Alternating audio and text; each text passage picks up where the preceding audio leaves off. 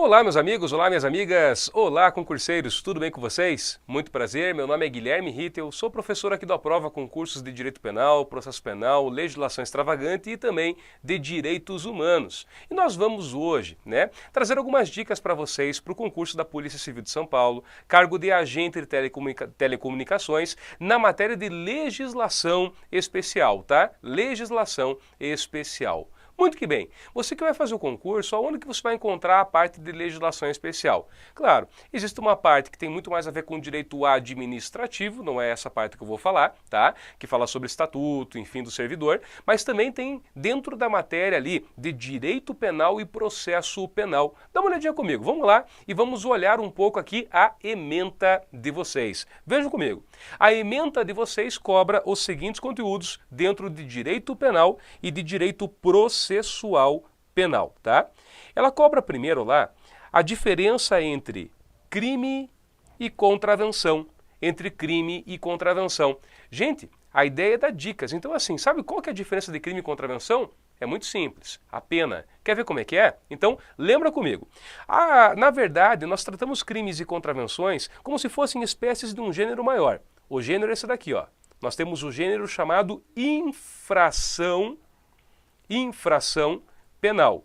Esse é o gênero, dentro do qual nós teremos os crimes e teremos as contravenções penais, tá? Teremos os crimes e as contravenções penais. Tá, professor, e como é que eu defino um crime? É simples. Na lei, isso é prerrogativa do legislador, tá? Isso atende ao princípio da legalidade, previsto no artigo 1º do Código Penal. É obrigatório que a pena esteja prevista em lei, assim como o crime tem que estar previsto em lei. Nos crimes, a pena, ela será de reclusão, tá? E ou multa. Tá? Então, pode ter a reclusão cumulada com a multa ou alternativa à multa, ou então pena de detenção e ou multa. Tá? Também, cumulado ou não. Mas o grande diferenciador então é esse, pena de reclusão, pena de detenção. Ficou claro? Isso é crime. Então encontrou reclusão, encontrou detenção, mas não tem nem sombra de dúvidas na prova. Você vai anotar lá, é crime. Já a contravenção penal é o seguinte. Você vai ter lá uma pena de prisão simples. De novo, e ou multa. Tá? Pena de prisão simples, cumulada ou alternativa à pena de multa. E também a própria pena de multa, mas agora multa isolada. Multa isolada. Então, se você pegar lá uma infração penal, é proibido tal coisa, apenas, se tiver escrito só isso assim, multa, é porque é contravenção. É porque é contravenção. Para ser crime tem que estar escrito detenção ou multa, detenção e multa, reclusão ou multa, reclusão e multa. Ficou claro? Então, vou colocar na tela, pause aí, anote aí. Essa é a diferença entre crimes e contravenções penais. Matou já o primeiro tópico do edital de vocês. Tá? Alguns detalhes bem rápidos e bem importantes. Qualquer coisa, volta o vídeo e anote. Contravenção penal, diferença para crime? Vamos lá? Primeira delas. Crime, eu posso punir a tentativa. Contravenção, eu não puno tentativa. Mesmo que você possa imaginar, você não pune a tentativa. Quer mais uma diferença? Sabe qual que é o prazo máximo para uma pessoa cumprir pena? 30 anos, tá? Sabe qual que é o prazo máximo no caso da contravenção penal? 5 anos, 5 anos. Quer outra diferença? Tem mais. Presta atenção nisso. Em se tratando de crime, o Código Penal prevê tanto a territorialidade, ou seja, nós podemos punir crimes praticados no nosso território nacional, mas também a extraterritorialidade. É mais raro, mas sim, existem algumas exceções em que eu puno crimes praticados fora do território nacional. Contravenção penal não. Só posso punir aquelas contravenções praticadas no território nacional. Fora, nunca, jamais, tá? Então, esse é um ponto aqui bastante importante. Vamos lá, continuando com o edital de penal, processo penal, para chegar na nossa parte aqui. Também cai aí a diferença entre crime doloso e crime culposo, crime doloso e crime culposo. Assim, ó, de forma bem genérica, é muito simples. Você vai estudar e vai decorar o artigo 18 do Código Penal. É isso que se vai estudar, é isso que se vai decorar. Professor, e crime e contravenção, tem algum artigo? Tem, não é do Código Penal. Você vai estudar o artigo 1º da Lei de Introdução ao Código Penal, tá? Se você colocar no Google Lei de Introdução ao Código Penal, você vai encontrar a lei. Agora vamos lá, crime doloso e crime culposo. Na lei é muito fácil, mas é muito fácil, você tem que decorar. Crime doloso. Doloso, quando a gente quer o resultado, quando ele quer o resultado, ou quando ele assume o risco, de produzi-lo. Ele quer ou ele assume o risco de produzir o resultado, tá? Nesse caso de assumir o risco, há quem chame isso de teoria do assentimento. Ele assume o risco de produzir o resultado. Ficou claro? Crime doloso. E o crime culposo? Crime culposo ocorre quando a pessoa, ela causa o resultado, tá? Por negligência, por imprudência ou por imperícia. Ou seja, ela não queria, ela não assumiu o risco. Mas ainda assim, ela causou um resultado. Por negligência, falta de atenção, falta de cuidado. Por imperícia, não tinha conhecimento técnico. O cara nunca dirigiu na vida, pegou um carro, não sabia dirigir lá, engatou a primeira, o carro deu uma disparada, enfim, matou alguém. Ou então, por imprudência, né? A pessoa, ela conhece as regras, mas ela excede os limites prudenciais, né? Então o cara pega um carro e anda a 200 por hora no meio da cidade. Então, calma lá, aqui eu tenho imprudência, tá? Então, esse é o ponto. Se você perceber, e veja, na tua prova não tem erro. E esqueça assim, ah, professor, mas na prática é muito difícil, como é que eu vou saber se o cara queria ou não queria? Sim, é sempre difícil, é sempre tormentoso para quem trabalha na área, tá? Mas de qualquer forma, em prova, o teu enunciado vai dizer. Ele vai ter que colocar lá fulano de tal com intenção de, então você sabe que ele queria. Fulano de tal, né, agindo com uma falta de cuidado. Opa, então é culpa. Então é culpa. Tudo bem? Então, pega, toma cuidado com a diferenciação.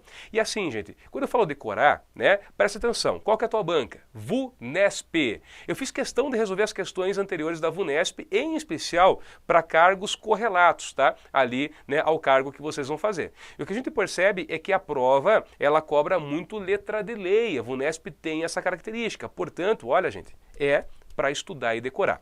Vamos lá, continuando. Também cai lá crime consumado e crime tentado. Sabe qual artigo que você vai decorar? Olha que simples, um artigo. Artigo 14 do Código Penal. Artigo 14 do Código Penal. Gente, algumas dicas, tá? Além do decoreba, né, que é muito provável que seja só isso que cai na prova, vamos entender o que é um crime consumado e um crime tentado? Crime consumado é aquele em que a pessoa inicia. Crime consumado é aquele em que a pessoa, ela preenche todos os elementos do tipo legal de crime. Embora isso possa parecer um pouco abstrato, é fácil. É que eu quero que você pense o seguinte, a maioria das pessoas pensa assim, crime consumado é quando você produz o resultado. Tem muita gente que fala isso. Sabe qual que é o problema? É que a pessoa às vezes acerta, mas isso não é a regra. E aí tem as exceções, é aí que a prova vai cobrar exceção e a pessoa vai errar. Nem sempre é quando a pessoa produz o resultado. Grava do jeito que eu falei.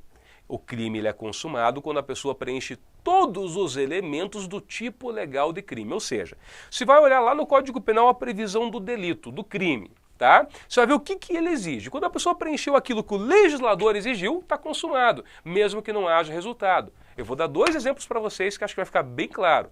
Primeiro exemplo, extorsão. Se quiser, pause a aula, abra aí numa aba do teu computador o Código Penal, coloca Código Penal no Google, primeiro resultado do site do Planalto. Abra aí, vai no artigo 158, crime de extorsão, crime de extorsão. Você vai ver lá, constranger alguém mediante violência ou grave ameaça, com o fim de obter uma vantagem econômica indevida para si ou para outra, enfim, e prossegue. Com o fim de obter uma vantagem econômica indevida. Tá bem? Tudo bem? Vamos lá. Pensa o seguinte então, eu sou o autor do crime. Eu ligo para alguém e falo, olha, ou você vai agora e deposita 50 mil reais na minha conta, eu vou te matar. Ou eu vou te matar. Extorsão. A pergunta é, vamos imaginar que essa pessoa, ela, né, enfim, amedrontada com a ameaça, ela vai e corre para uma delegacia.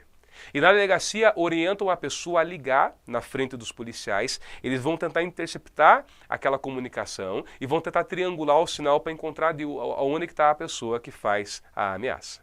E não dá outra. Eu ligo para a pessoa e falo, então vem cá, como é que eu vou depositar para você? E vou enrolando o cara vai conversando, pá, triangularam o sinal dele, encontraram. Vai a polícia lá, prende o cara. Ou seja, eu não paguei nada, ou melhor, eu sou o autor do crime, né? Então, eu que sou o autor do crime, eu não recebi nada. Não recebi nada, porque a polícia me prendeu. Eu estava pedindo da pessoa, a polícia me prendeu. Crime tentado ou crime consumado? Consumado. Por que consumado? Porque o tipo legal de crime, o que ele falou? Constranger alguém mediante violência ou grave ameaça com o fim de obter. Não foi isso que o cara fez. Ele não teve uma grave ameaça quando disse que ia matar e a finalidade não era obter vantagem? Então, veja, o resultado não é necessário nesse crime. Vou dar mais um exemplo. Corrupção passiva. Lá no artigo 317 do Código Penal, você tem o delito de corrupção passiva, tá? O delito de corrupção passiva, ele vai ser um delito que diz assim, ó. Solicitar, e preste bastante atenção nisso agora, ou receber, para si ou para outra, indireto ou indiretamente, ainda que fora da função, antes de assumi-la, mas sempre em razão dela, vantagem indevida. Ou aceitar promessa de tal vantagem. Vamos lá? Volto para o começo. Solicitar ou receber. Eu, Guilherme, sou funcionário público. E eu vou lá, enfim, digamos que está tendo uma obra, e eu converso com as pessoas, falo, olha, né, caso vocês queiram aqui conseguir outras obras públicas, enfim, e tal, eu tenho como fazer um gancho, mas eu peço que vocês me paguem um percentual. Solicitei. Só que nesse exato momento, ali próximo, tinha um policial à paisana, eu não tinha visto. Ele escuta eu solicitando e ele fala, você está preso em flagrante delito por corrupção passiva. E eu sou preso naquela hora. Não ganhei nada. Pergunto, eu respondo por crime de corrupção passiva, consumada ou tentada? Consumada de novo. Por quê? Olha o tipo penal. Solicitar ou receber. Então não precisava ter recebido para completar o tipo penal. Se tivesse solicitar e receber, sim, seria mera tentativa. Mas lá fala solicitar ou. Dá uma olhadinha, 317 do Código Penal. Então, ficou bem claro o que é um crime consumado? É aquele em que você preenche os elementos do tipo legal de crime. Não é aquele em que o resultado acontece necessariamente. Na maioria das vezes, sim, mas nem sempre. Eu dei duas exceções. Vamos lá. E o crime tentado? Crime tentado é aquele em que a pessoa ela inicia a execução de um crime. Ela inicia a execução. Professor, quando que eu considero que foi iniciada a execução? É simples. Todo crime tem um verbo. Matar, constranger, subtrair. Todo crime tem um verbo. Então é quando a pessoa inicia a execução deste verbo. Tá? Então ela está dentro do ato de matar. É diferente, por exemplo, de eu pegar uma faca e estou amolando a faca na minha casa. Eu vou matar alguém. Tá? Mas eu estou amolando na minha casa. Eu não iniciei o ato de matar. Eu estou na tentativa? Ainda não. Eu não iniciei a execução. Isso é um ato preparatório. Agora vamos lá. Iniciada a execução. Se eu não conseguir consumar o crime, ou seja, preencher todos os elementos do tipo penal. Então no homicídio é matar alguém. Então agora sim eu preciso de resultado, matar. Preciso da morte. Então se eu iniciei a execução e não consegui obter aquele resultado, por uma circunstância, e se você está copiando, coloque em letras garrafais, alheia à vontade do agente, isso é tentativa. Circunstâncias alheias à vontade do agente. Por exemplo, eu pego uma faca, eu quero esfaquear e alguém me segura. Então por que eu não consumei o crime? Não foi porque eu não quis, foi porque alguém me segurou, foi por conta de uma circunstância alheia. Eu pego uma arma de fogo, efetuo os disparos e a vítima sobrevive, mas a minha intenção era matá-la. A circunstância foi alheia, porque por mim ela teria morrido. Então, isso é tentativa. Tomem cuidado, porque muito embora a prova de vocês não tenha cobrado, o artigo 15, ele trata do chamado arrependimento eficaz e da desistência voluntária. Que assim, ó, se caísse, a maioria confundiria, muitas vezes, né, o que é tentativa e o que é arrependimento eficaz ou desistência voluntária. Pensa agora o seguinte, eu vou matar alguém, na hora que eu estou lá, né, tentando efetuar os golpes de faca, a pessoa não foi atingida ainda, ela grita e implora, pelo amor de Deus, para com isso. E nessa hora, eu reflito, eu me acalmo e falo, ok, então vai embora, nunca mais entre em contato comigo. E a pessoa vai. Houve tentativa de homicídio? Não, não houve. O que houve foi desistência voluntária. Por quê? porque o que me fez parar, o que fez com que eu não conseguisse consumar o crime, não foi uma circunstância alheia, foi uma circunstância própria. Se eu quisesse, eu teria prosseguido. Eu não quis. Isso é desistência voluntária. Então, só para você ter essa diferença, muito embora a prova não tenha mencionado esse termo. Ainda, que mais? Você tem que estudar as excludentes de ilicitude. Olha só, hein? Você vai estudar os artigos 23 a 25 do Código Penal, tá? No artigo 23 é uma tabela. É uma tabela. Quais são as excludentes de ilicitude? Então você vai ter lá 4 excludentes. Estado de necessidade, legítima defesa, estrito cumprimento do dever legal e exercício regular de um direito. 4. O que tem de importante no artigo 23 é o parágrafo único, que ele diz assim: pelo excesso doloso ou culposo, o agente ele deve responder. O agente ele deve responder. Então, eu quero que você preste atenção assim, ó. Vamos imaginar uma situação de legítima defesa. Entra um sujeito na minha casa armado. E eu tenho uma arma também. Nesse momento que ele entra armado, ele começa a ameaçar todos os familiares e diz que vai matá-los. E nesse exato momento, quando ele saca da arma de fogo e vai em direção a um familiar meu, eu ali num golpe de sorte, tenho uma arma próxima a mim, consigo pegar a arma e efetuo um disparo nele. Ele cai, ele tomba. A arma dele voa para o outro lado. Ok? Nesse momento eu estou em legítima defesa, não tenha dúvida nenhuma. Havia uma agressão injusta que era iminente. Ele estava sacando da arma de fogo, era iminente, estava prestes a acontecer. E nesse momento, digamos que ele ia atirar no familiar meu, então para proteger direito de terceiro, a legítima defesa pode ser própria, pode ser de terceiro, eu afastei aquela injusta agressão. Só que eu não estou contente. Quando o cara caiu no chão, a arma foi para o outro lado. Eu poderia agora simplesmente dominá-lo, mas não. Eu descarrego a arma de fogo nele. E aí? Eu estava em legítima defesa? Tava, mas quando eu descarreguei a arma de fogo dele eu me cedi. E pelo excesso eu vou responder. Beleza? Cuidado com isso. Aí o artigo 24 explica o que é o estado de necessidade e o artigo 25 explica o que é a legítima defesa. Gente, leitura lá, tá? E, para finalizar, você tem que estudar dos artigos 312 até o 359 do Código Penal, que são aí, né, os crimes praticados contra a administração pública. Crimes contra a administração pública. Gente, experiência de prova. Leitura de lei também. Tá? Aqui, mais do que nas outras partes ainda. A chance de ser letra de lei é gigantesca. Quer algumas dicas? Então eu vou dizer para você o seguinte. Comece lá estudando, mas estudando e decorando. Crime de peculato, crime de concussão, então vou até dar os artigos, 312, peculato, concussão, 316, corrupção passiva, 317, prevaricação, 319,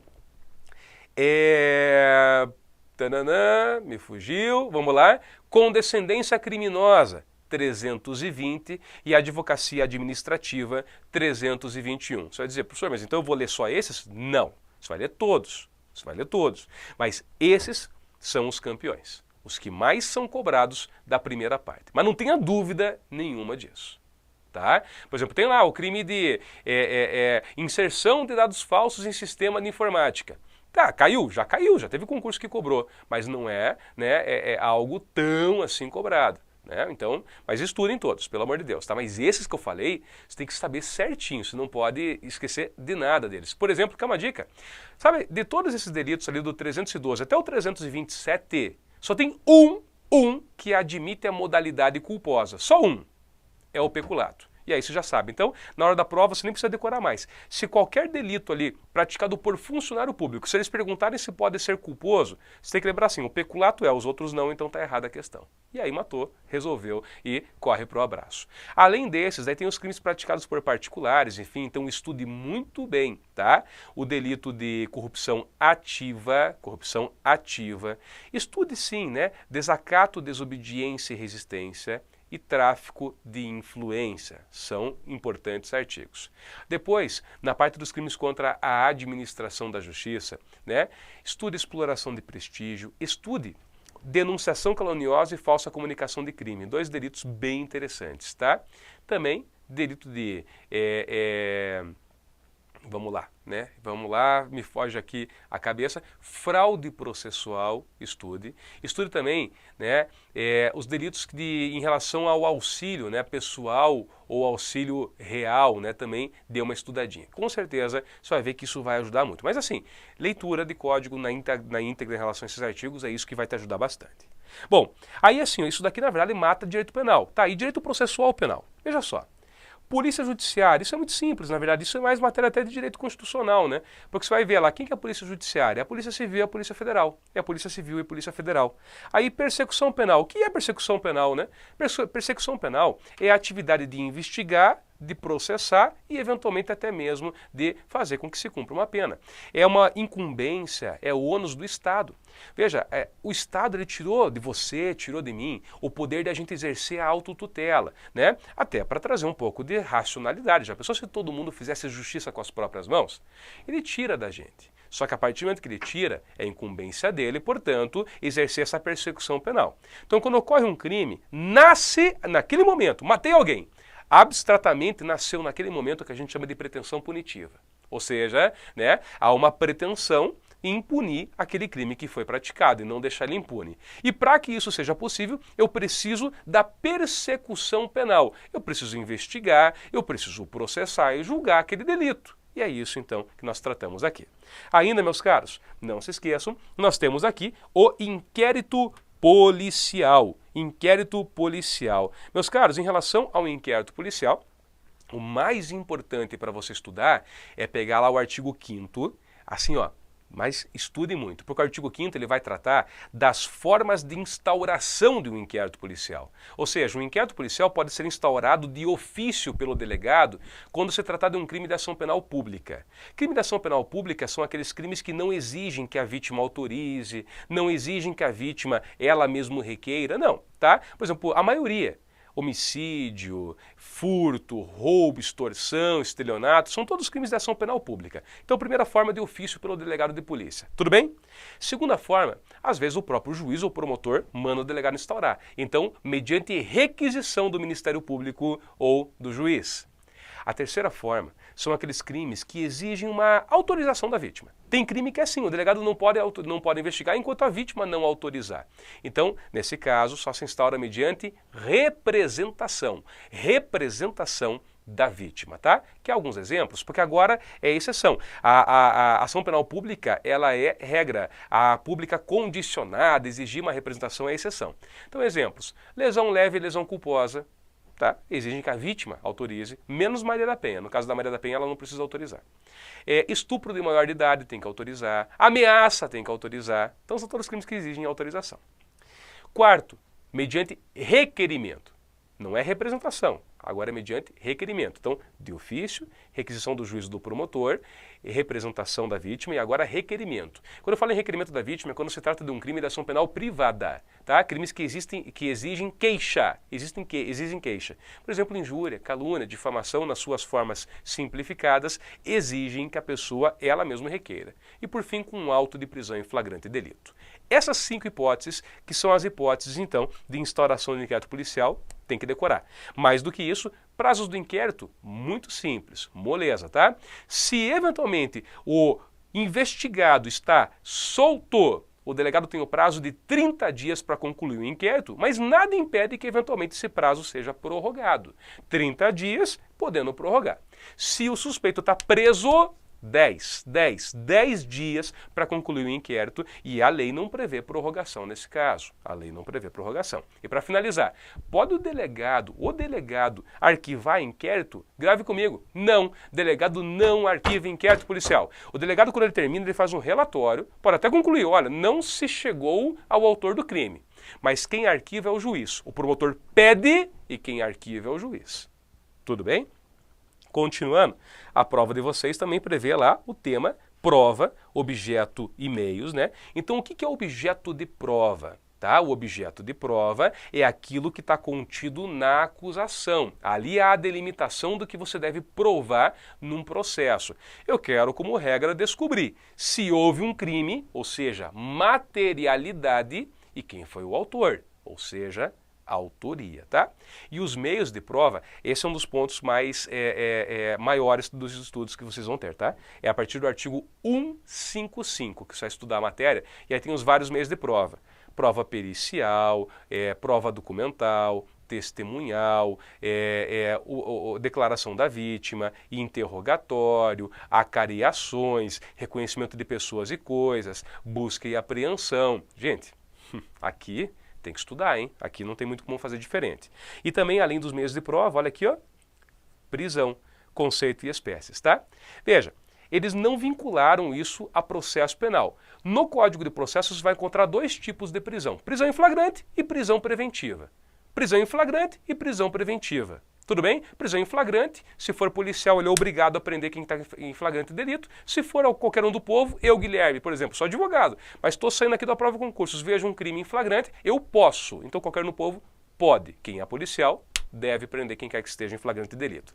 Prisão preventiva tem que decorar os artigos 312 e 313, 312 e 313 do Código de Processo Penal, porque é aí que você encontra os requisitos da prisão preventiva. Por exemplo, é obrigatório que haja ali risco para a ordem pública ou ordem econômica, ou a prisão seja necessária para a garantia da instrução criminal ou para assegurar a aplicação da lei penal, ou quando há descumprimento de alguma medida cautelar que tinha sido anteriormente imposta. Por exemplo, tinha um determinado que a pessoa usasse uma tornozeleira eletrônica, o cara foi lá e arrancou, aí pode haver a prisão preventiva. Mas além dessas duas, flagrante e preventiva, que o Código Penal o Código de Processo Penal menciona, se tem uma lei que trata da prisão temporária. Prisão temporária também é uma prisão processual, tá?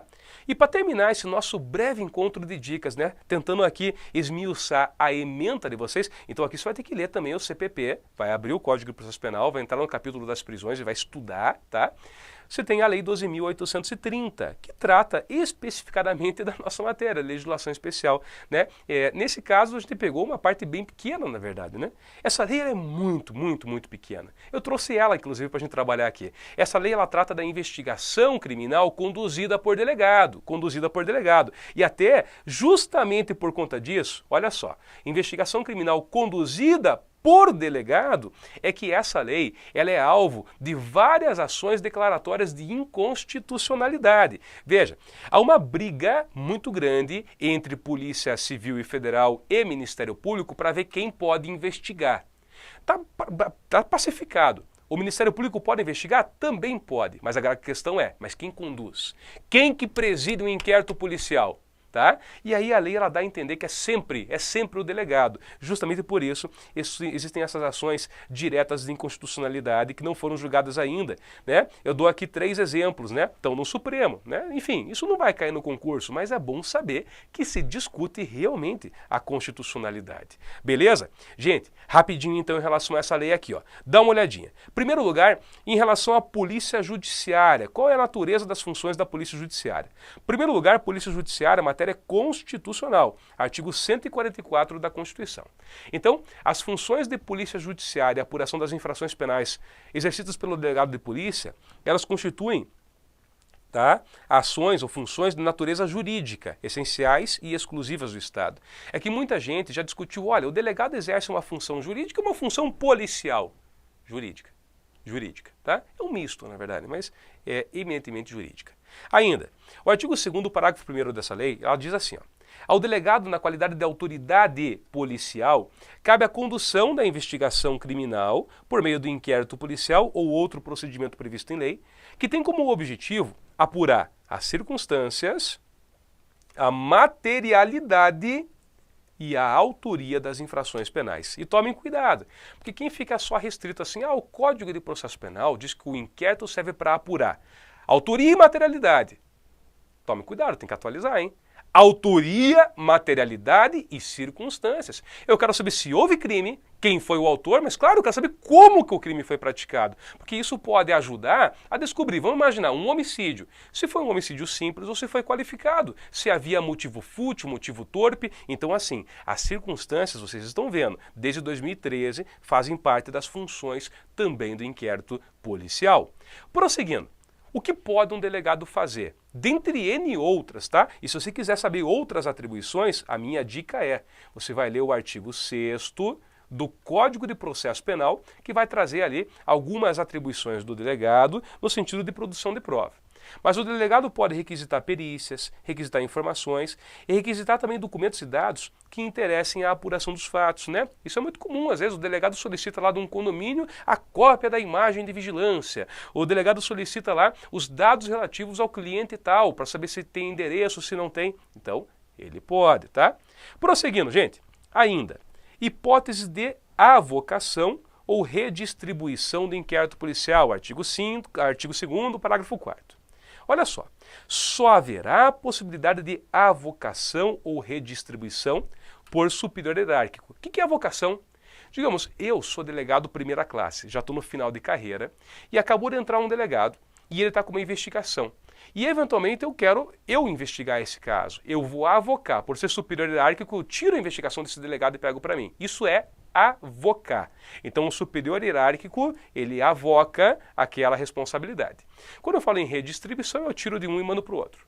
Agora, tem que ter uma razão, né? Porque senão isso pode virar político, né? Ah, vou tirar daquele, vou mandar para o outro e tal. Não. Então qual que é, né, o motivo? Então assim, é importantíssimo que haja um despacho fundamentado que indique motivo de interesse público, então não é interesse particular, eu não quero né, privilegiar, abafar um caso. Não, não, não. Motivo de interesse público tem que estar fundamentado e também, quando houver inobservância dos procedimentos previstos em regulamento da corporação que prejudica a eficácia da investigação. Digamos que realmente o delegado está comendo bola, né? Está fazendo alguma coisa errada, a investigação não está caminhando bem e aí então, né, retiram dele a condução daquele inquérito. Continuando. O delegado pode ser removido. Olha só, essa lei foi fantástica, foi uma grande vitória dos delegados.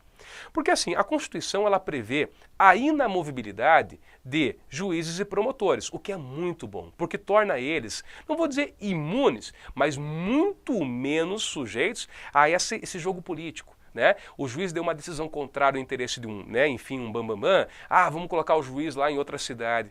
O delegado, infelizmente, ele pode estar sujeito a isso, porque ele não tem a garantia da inamovibilidade. Já pensou? Você vai, estrutura toda a tua vida, você, esposa, filhos, e de repente assim, né? No estalar de dedos, você vai ter que ir para o outro lado do estado. Pô, né? Então assim, agora, há uma garantia de que a remoção ela tem que ser fundamentada, porque assim, antigamente, às vezes podia ser isso, né? O cara fez algo que eu não gostei, enfim, investigou alguém que não era para investigar, manda para algum lugar. Não dá mais, Delegados, eles não possuem as mesmas garantias constitucionais que eu disse, né? Eles não têm a inamovibilidade. Porém, a partir de 2013 está, né, previsto na lei que a remoção do delegado dar-se-á somente por ato fundamentado. Então, pelo menos isso, porque agora ele tem como saber qual é o fundamento, qual é o motivo que estão querendo me tirar desse local e me mandar para outro local. Ainda, meus caros, indiciamento, fantástico, grave isso, tá? Leia muito bem o parágrafo 6º para a tua prova, sabe por quê? Porque até então, o próprio Código de Processo Penal, muitos autores, muito advogado, enfim, falava em indiciamento como se fosse algo automático. Por exemplo, aconteceu um crime, a pessoa vai ser investigada, o indiciado fulano de tal. Eu vi isso muitas vezes, ia em delegacia, pegava o inquérito policial, estava lá na capa, indiciado fulano de tal. Calma lá, mas por que ele foi indiciado? Ninguém sabia. Bom, a partir de agora sabe, porque o indiciamento virou um ato formal. Não é assim, coloca na capa indiciado. É um ato fundamentado, tem que indicar o porquê. Então olha aqui, é um ato privativo do delegado, isso sim, tá? Promotor pode indiciar? Nunca, jamais. É privativo do delegado, tem que ser fundamentado com base numa análise técnico-jurídica do fato, na qual será indicada a autoria, a materialidade e as circunstâncias. Lembra das funções do inquérito? É isso que eu vou indicar, tá? Então eu só posso indiciar o realmente suspeito de ser o verdadeiro autor de um crime. E para terminar, para finalizar a nossa revisão, olha só, hein? Não se esqueça que o cargo de delegado é um cargo privativo de bacharel em direito, devendo lhe ser dispensado o mesmo tratamento protocolar que recebem os magistrados, os membros da Defensoria Pública, do Ministério Público e também os advogados. Assim, eu não concordo. Tem delegado que quer ser chamado de excelentíssimo. Eu não concordo. Na minha opinião, é ilustríssimo, assim como é no caso do MP, no caso do defensor público, no caso do advogado. Excelentíssimo é o pronome de tratamento como regra que nós damos aos juízes. Mas eu já tem casos aí de delegados que querem ser chamados de excelentíssimos e eles estão aplicando esse artigo aqui, falando do tratamento protocolar. Besteira, né? Imagine, eu como advogado, também quero ser chamado de excelentíssimo. Pare com isso, né? É besteira, bobagem, o importante é fazer um bom trabalho, porque a função é pública e a gente está lá, né, para servir de fato ao público. Meus caros, é isso. Se Deus quiser, você vai aí gabaritar a tua prova e vai ser bem sucedido, vai fazer uma bela carreira junto à Polícia Civil de São Paulo. Esse é o meu desejo. Fiquem todos com Deus e se gostou dessa aula, vamos lá, hein? Me ajuda. Deixa um joinha aí, deixa um like e manda um recadinho pra gente. Valeu, muito obrigado. Até a próxima.